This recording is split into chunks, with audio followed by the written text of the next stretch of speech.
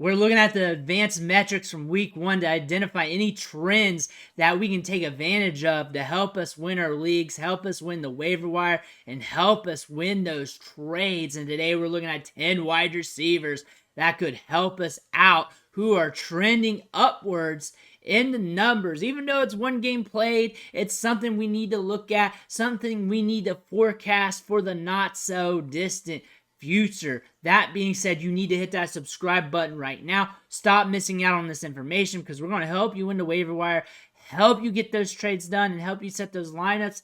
Click that button right now. Stop missing out. And our first player that we're looking at today is Nico Collins, and he had a big day when it came to workload. 158 air yards on 11 targets, had a 25.6% target share against the Baltimore Ravens. The game script got out of hand as the Texans were trailing. However, with a rookie quarterback in Stroud, you're going to see game scripts like this off and on throughout the season. And we talked about Nico Collins off and on throughout the offseason as well, because he's a deep threat who is going to see a good amount of targets like we saw this week. He saw a 25.6% share of the passing targets and was getting targeted deep downfield. That workload's something you want out of your wide receivers in basic redraft leagues, possibly on the waiver wire, possibly on the back end of somebody's roster. And if they're just looking at the fantasy points, you might be able to get a deal done for cheap or just pick him up. However, you may want to wait a bit just to see how this offense gels, just in case they start targeting other positions, other players in this offense, or if things change. But going over these last couple years, especially last season, Nico Collins is a guy who commands targets and gets targeted downfield, which is something you want in fantasy. This is a player that you're going to be looking at in DFS often this year, especially in those spicy matchups. To our next player here, Puka Ngata. 15 targets, 39.47% target share. He just blew up fantasy this week. He was the rookie breakout of the week. 10 catches for 119 yards. Everybody's going after him. Everybody's talking about him. I don't really need to say much. He was targeted early and often. He was running routes all over the field, from short to intermediate to deep routes. Everything was coming his way, getting that opportunity. The Rams really exceeded expectations by beating the Seattle Seahawks, as Vegas had the Rams pegged to lose when you look at the over-unders and the spread there. This was a good week 1 for Puka Ngata. We want to see what this all looks like when Cooper Kupp comes back, but Nakua's earning some additional workload here going forward. Next, we're looking at Jaden Reed here. Not the greatest in fantasy production, as he scored just 6 fantasy points here, but had 5 targets and an 18.5% target share.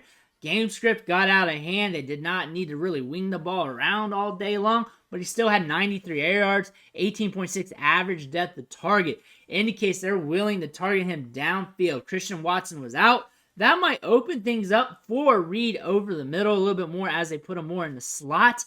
However, we're seeing him use downfield. We're seeing him get targets. This was his first ever NFL game, and if you're able to get some sort of production in the NFL in your first game, 5 targets, a good target share, that's something really good, and that's something you need to pay attention to. This team's going to be in better game scripts as well. They're not going to be in these slow games all the time. They're going to have some opportunities to throw the ball all over the yard. Reed's going to have some opportunity. He's a guy you need to pay attention to. Next, we're looking at Josh Downs, another rookie wide receiver, another slot receiver who has good upside, who we liked during the draft, and we're reading the tea leaves to see what happens.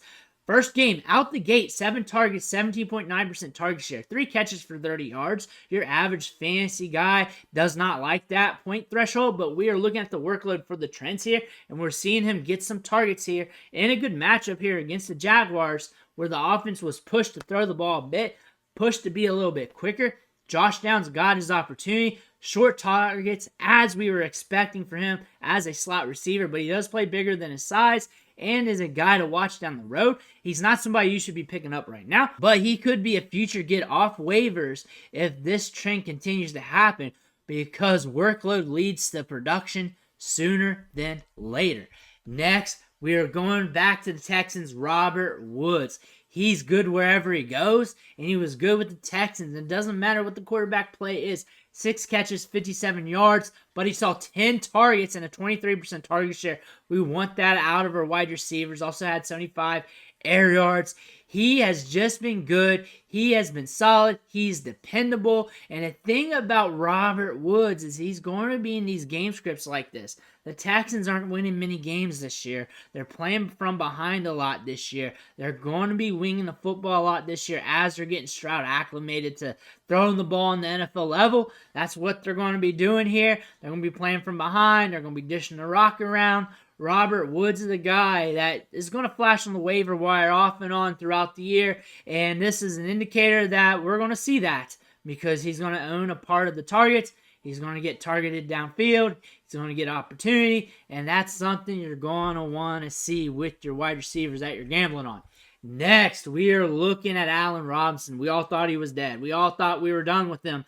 But he's coming back. Deontay Johnson exited with a hamstring injury. Supposed to be out for a few weeks. This game script went off the chain. As we were talking during the must start video and the sneaky start video, that this game script, hard to predict. It was either going to be low scoring or high scoring, but guaranteed it's going to be weird. It was weird. Steelers couldn't keep up. But Robinson catching 5 balls for 64 yards, 12.8 yards per catch, getting some targets in there, getting some work.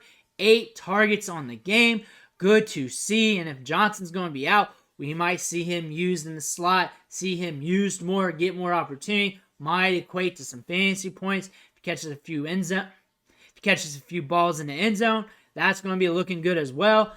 Be on the lookout for Allen Robinson. Next is Terrace Marshall, 2 catches for 23 yards. I'm the only person going to talk about a guy who catches 2 balls here, but played on 89.6% of snaps. DJ Chark was out. The thing about that is they needed someone to stretch the field, and Terrace Marshall was the man to do so. 95 air yards in this game while seeing a 19.4% target share. That's the workload you want out of your wide receiver. So if DJ Chark's out for a considerable amount of time, or he's out for more games, you want to look at Terrace Marshall.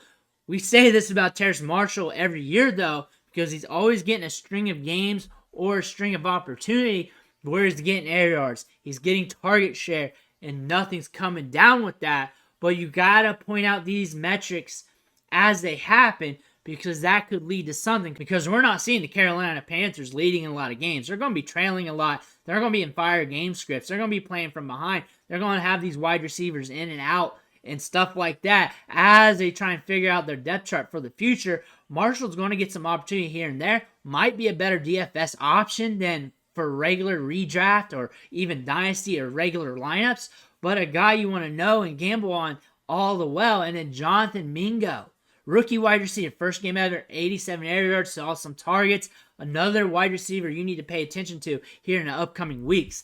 Next, Kayshon Boutte, however you want to say it, played 68.8% of the snaps. Devontae Parker was out, but 4 targets, 7.4% target share. The target share wasn't great. The thing about him, though, he's an underdog story. He's not supposed to be on the field right now, really, considering what we've seen over the last, 2 years. Because he had that injury, missed that whole season, came back last year, didn't look good, fell in the draft, went to the Patriots, climbing the depth chart all offseason long. Now we're in that first game. I get it. Crazy game script. Crazy depth chart stuff happening right now. Kendrick Bourne going off. If you want a wide receiver from the Patriots for now, look at Kendrick Bourne. But Kayshon Boutte here is a guy you need to pay attention throughout the long term of the season because we got some talent here. Showed up in preseason, making some plays, been making some plays in training camp. Was considered one of the top wide receivers in college football at one time.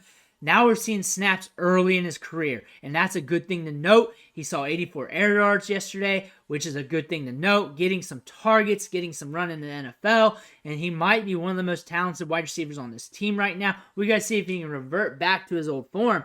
But if he comes to any percentage of that, if he's close to that, you're looking at a wide receiver here that could really give you some production down the road. Don't pick him up now. Look for him in the future because we're just looking at the trends right now with the yards, with the air yards, with the target share, and seeing what could happen. Next, we're looking at Mac Hollins here. 22.2% target share, 32 air yards. Not the greatest thing. The thing about him, though, he's a target dandy. He is a target dandy. Last year with the Raiders, he was a waiver wire dandy as well because people were making waiver wire articles about him and all that stuff because he was getting targets off and on throughout the season, he's a sticky guy. Even in these game scripts, he can be a sticky guy. Look at the targets yesterday. Kyle Pitts 3, Hollins 4, Bijan Robinson 6, Algier 3, London 1, Ritter even 1. The thing about that, he could sneak opportunity. He could end up with some games where he blows up. He could end up with some opportunity if something happens to either Pitts or London. He's a veteran. He's dependable. A guy you need to watch on the waiver wire throughout the year because he has been dependable from team to team, has been productive from team to team from a certain standpoint, and fantasy football-wise is really a money ball play down the road if he gets more opportunity, and a guy that you need to shine the light on if things start to work his way. One more guy we're talking about today, Josh Reynolds. And the trends from week 1 look very encouraging.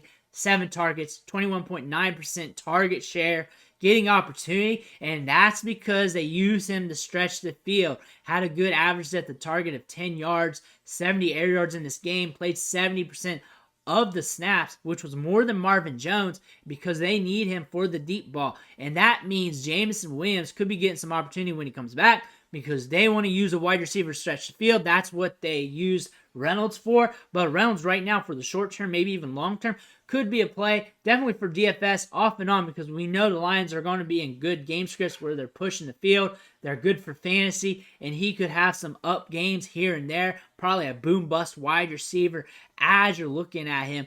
4 catches, 80 yards. Not tremendous production, but the workload looks very, very good. And we're chasing workload with these players. That's what we're looking at. We're looking at the workload. We're looking at the lesser-known wide receivers and who can sustain that workload or sneak and get some workload later on down the year. Soon we'll be talking about the running backs on the next video and talking about the trends on how this waiver wire can churn throughout the season. It's not just this week, but it's 4 weeks down the road. It's next month, the month after. These trends are important. You got to look at them. Are they getting targeted downfield? Are they getting a target share here and there? So when the starters are out, this wide receiver 3 can step up. What's happening with these players? You need to know the stats. You need to know what's happening, and I'm here to do it for you. Make sure you hit that subscribe button on the way out. I want to thank you for watching. Catch you on the next video.